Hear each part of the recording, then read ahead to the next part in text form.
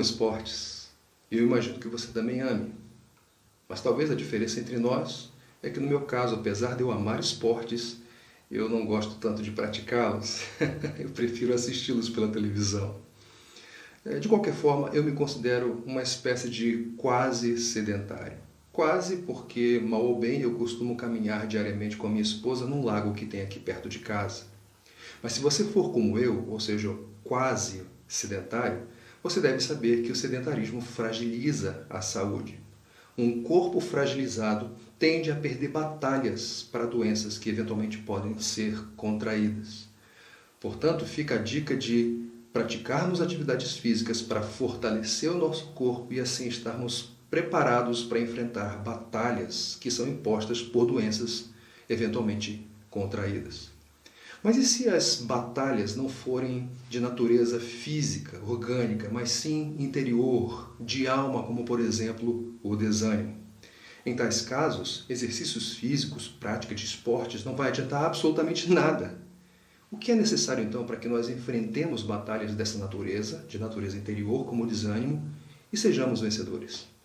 O texto da Palavra de Deus, aqui em Efésios capítulo 3, do verso 14 ao verso 21, vai nos ensinar que é necessário que nós sejamos fortalecidos no íntimo do nosso ser com poder. A Bíblia ela é basicamente dividida em dois blocos. O bloco maior, chamado Antigo Testamento, e o bloco menor, chamado Novo Testamento.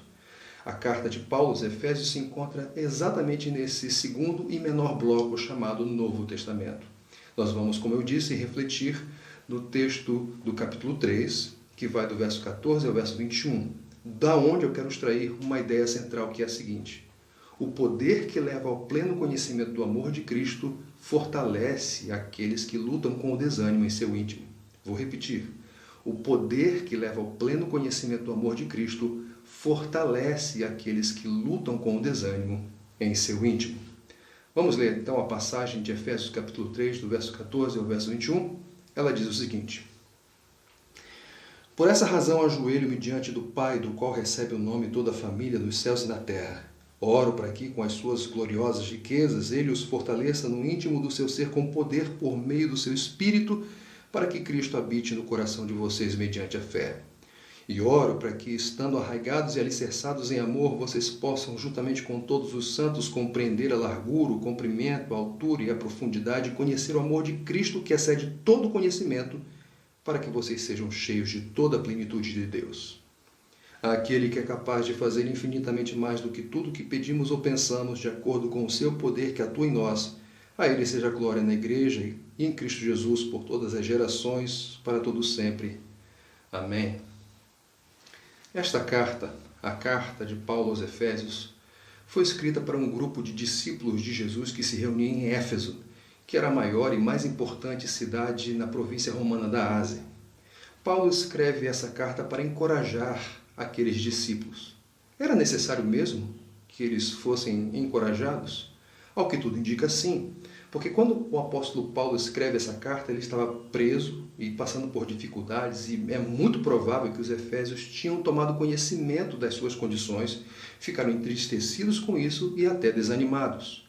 O versículo 13 desse capítulo, onde estamos refletindo, parece indicar isso, porque nesse versículo o apóstolo Paulo pede aos efésios que não desanimassem por causa das dificuldades que ele experimentava.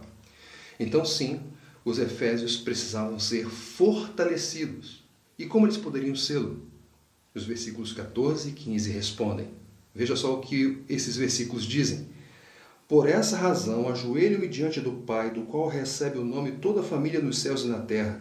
Oro para que, com as suas gloriosas riquezas, Ele os fortaleça no íntimo do seu ser com poder. Paulo, ele se dirige ao Pai.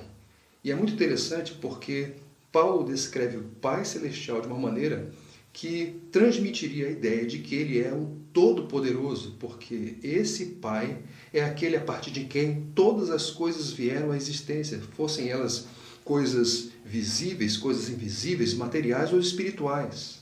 Paulo, então, ele recorre ao Todo-Poderoso. Isso faz todo sentido porque ele pede poder em favor dos efésios. O que era necessário para que esse poder cumprisse o seu papel, a sua finalidade.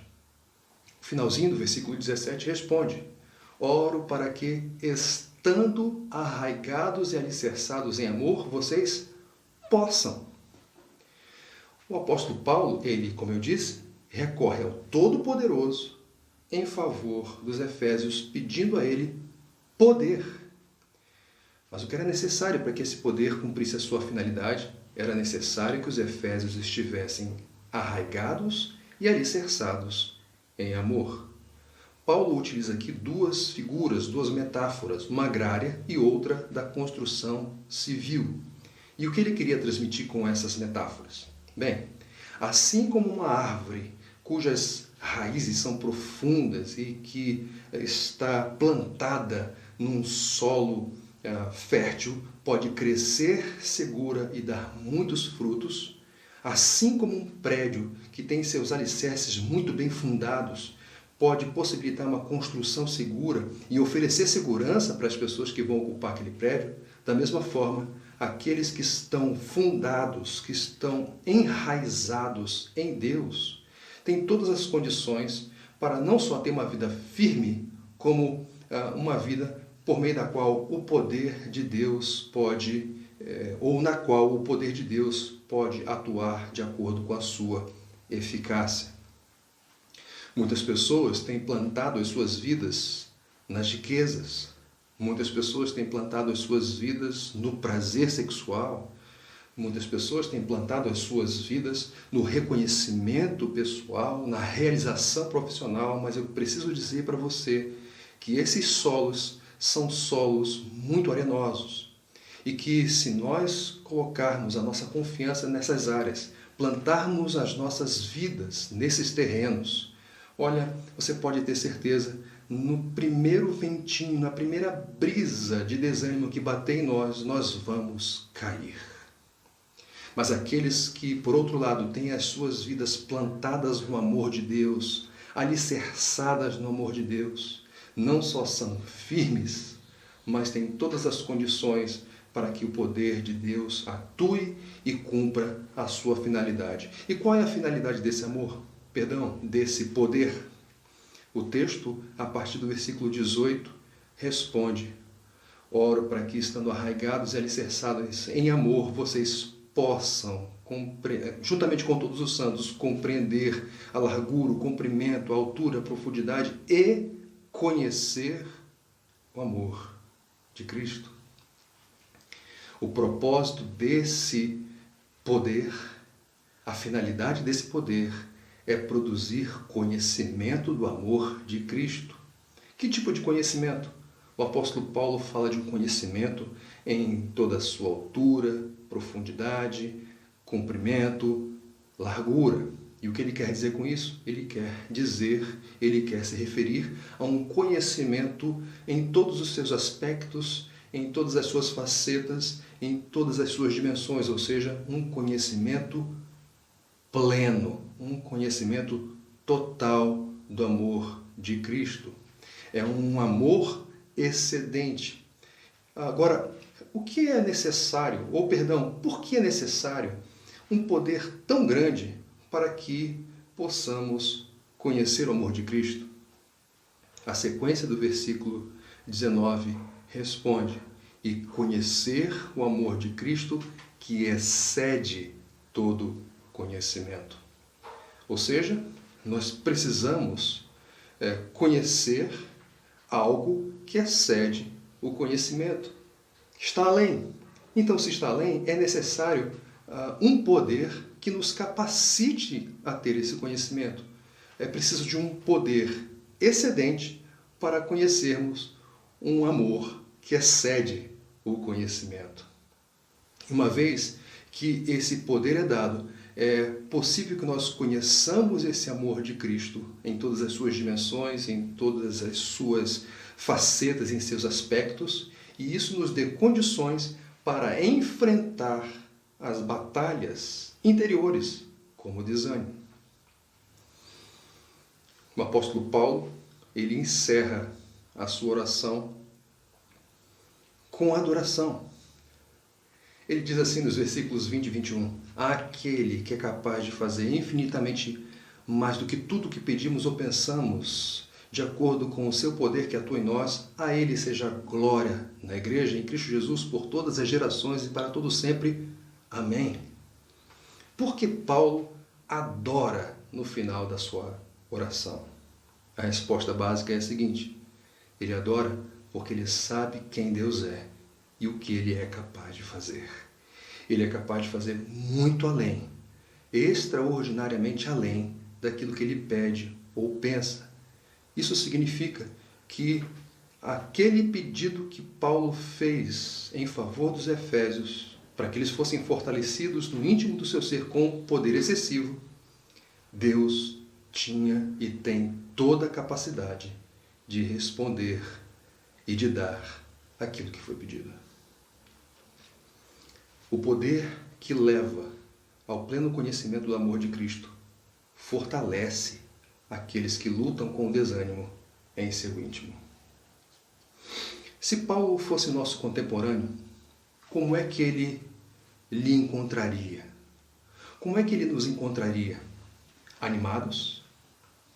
Me parece que, semelhantemente aos Efésios, Paulo nos encontraria desanimados. Teríamos motivos para isso? Sim.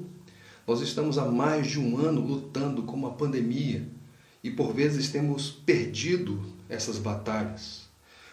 Temos perdido, em certo sentido, o nosso direito de ir e vir. Isso nos cansa. Muitos perderam seus parentes e amigos próximos para essa doença. Outros ainda podem não ter perdido a saúde, podem não ter perdido os seus parentes, amigos, mas perderam cerca de 70% dos seus rendimentos familiares. E pensando num contexto mais nacional, muitos de nós estamos esgotados, cansados, indignados com esse clima de injustiça que parece estar se avolumando no nosso país. Todas essas coisas nos desanimam. E o que é necessário fazer para não desanimarmos, ou se já estamos desanimados, sairmos do desânimo. A atitude do apóstolo Paulo, aqui nessa passagem, descrita nessa passagem, responde essa questão. Em primeiro lugar, nós vimos que o apóstolo Paulo ele se ajoelha diante do Pai e ora pedindo a ele que fortalecesse os Efésios no íntimo do seu ser com poder. Nós podemos fazer isso. Nós podemos nos ajoelhar diante de Deus e clamar a Ele para que nos fortaleça no íntimo do nosso ser com poder, um poder que nos leva ao pleno conhecimento de Cristo, que nos prepara, que nos fortalece para enfrentarmos as batalhas interiores como o desânimo. Mas além disso, Paulo ora, mas ele encerra, ele conclui a sua oração com adoração. Ele adora aquele quem sabe e quem pode fazer muito mais do que aquilo que ele pede ou pensa. Então nós podemos fazer a mesma coisa. Nós podemos recorrer a Deus e podemos adorá-lo pelo que ele é e pelo que ele pode fazer. Ele pode fazer muito mais, infinitamente mais do que tudo aquilo que nós pedimos e pensamos de acordo com o seu poder que atua em nós. Mas lembrem, para que esse poder possa cumprir a sua finalidade, é necessário que nós estejamos, lembram? Arraigados e alicerçados em amor. Em outras palavras, nós precisamos estar fundados em Deus, nós precisamos estar em harmonia, em comunhão profunda de amor com Deus. E para que isso seja uma realidade na nossa vida, nós precisamos crer em Jesus Cristo, nós precisamos crer no Evangelho da graça de Deus. Nós fomos criados para desenvolver e viver um relacionamento de amor com Deus, mas nós decidimos romper esse relacionamento, nós decidimos nos afastar de Deus e nós fomos afastados, disciplinados por Deus e condenados por Ele. Uma situação da qual nós não podemos, com as nossas próprias forças, nos livrar. Nós podemos, por exemplo, nos envolver com ações sociais, com boas obras, que são louváveis, que são boas. Nós podemos, por exemplo, estabelecer um código moral elevadíssimo, nós podemos praticar ritos religiosos fielmente, de forma regular, Mas absolutamente nada disso é capaz de resolver o nosso problema. É impossível para nós, mas para Deus é possível. E Ele estabeleceu, Ele elaborou na eternidade um plano para resolver o nosso maior problema. E o nome desse plano é Evangelho, que foi cumprido pelo seu Filho, que veio aqui não para ser servido, mas para servir e dar a sua vida em favor de muitos. E foi exatamente o que Ele fez. Ele veio, Ele agradou a Deus em todas as áreas da sua vida e Ele voluntariamente se ofereceu em sacrifício no nosso lugar. Ele recebeu no seu próprio corpo o castigo que nós deveríamos receber porque fomos nós que desprezamos a Deus. E Ele foi para a cruz e ali Ele foi desprezado, Ele foi humilhado, Ele derramou o seu sangue e morreu. Mas ao terceiro dia, Ele ressuscitou dos mortos, dando todas as evidências de que era Deus e que tinha poder para salvar todos aqueles que depositavam a sua fé em seu nome. Então, creia em Jesus. Deposite toda a sua confiança na pessoa e obra de Jesus Cristo, porque se você assim o fizer, você receberá poder para ser filho de Deus, poder para ser reconciliado com Deus, poder para estar arraigado e alicerçado em amor com Deus. E dessa forma, com todas as condições de receber o poder de Deus, que efetua a sua eficácia em nós, produzindo um pleno conhecimento do amor de Cristo, que nos prepara, que nos fortalece para enfrentarmos as batalhas interiores de alma, como, por exemplo, o desânimo. O poder que nos leva ao pleno conhecimento do amor de Cristo fortalece aqueles que lutam com o desânimo em seu íntimo. Como eu disse no começo, eu amo esportes, mas eu não amo tanto praticá-los. Eu sou um quase sedentário. E como um quase sedentário, eu sei que o sedentarismo, ele fragiliza o nosso corpo, de modo que é necessário que nós pratiquemos atividades físicas para prepará-lo para batalhas orgânicas que são impostas muitas vezes por doenças que são contraídas. Mas e se as doenças não forem de natureza física, orgânica, forem de natureza interior, for uma batalha de alma como o desânimo? Em tais casos, exercícios físicos não vão adiantar de nada. Nós precisaremos de poder. Nós precisaremos ser fortalecidos com poder. Um poder que Deus tem para dar para todos aqueles que estão arraigados e alicerçados em seu amor. Pois o poder que nos leva ao pleno conhecimento do amor de Cristo fortalece aqueles que lutam com o desânimo em seu íntimo. Que Deus lhe abençoe.